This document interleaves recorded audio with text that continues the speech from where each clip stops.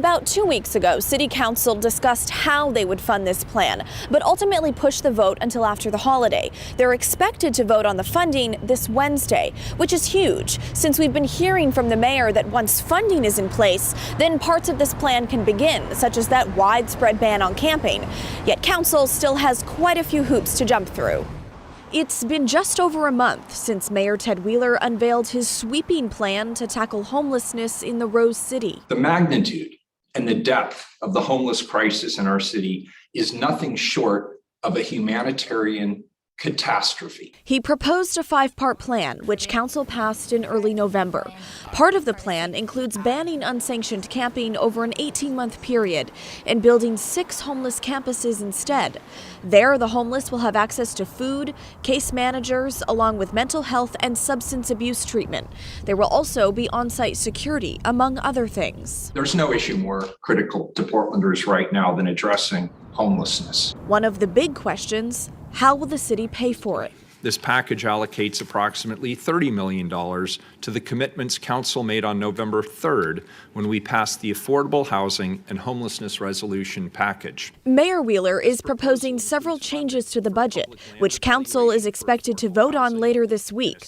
The changes include more than $4 million as down payment to build the large camping sites, $750,000 for private security in the surrounding neighborhoods, and more than $12 million to run the sites. These allocations are a down payment on that work, and they demonstrate the city's commitment to clearing the path for accelerated production of affordable housing and better connecting homeless individuals to services, employment, and diversion programs. The city is also planning to use extra money they had set aside, as well as money from the American Rescue Plan, and taking $8 million from the amount they give the county's Joint Office of Homeless Services each year. It's going to take commitment from all of us to do the hard work that lies ahead.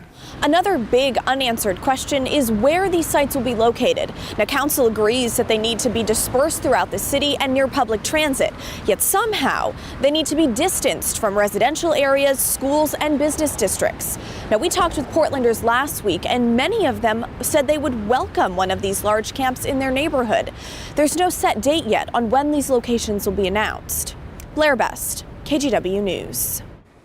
Thanks, Blair. The Joint Office of Homeless Services that Blair mentioned, by the way, could lose even more money that they usually get from the city, depending on how a county vote goes next month. That vote deals with spending more dollars for eviction protection services here in Portland. Here's Blair again to explain that. Hey Pat, just wanted to add one piece of information to this story. You heard that part of the plan is taking $8 million from the annual allotment the city gives to the Joint Office of Homeless Services, which is run by Multnomah County, and using that $8 million to fund part of this plan. Now, there's also another piece to this. They're asking Multnomah County to pay $15 million for eviction protection services in Portland.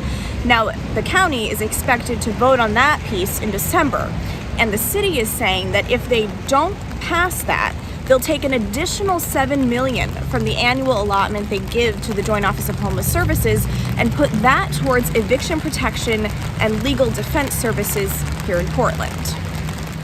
All right, thanks, Blair. The city very concerned about eviction protections. Still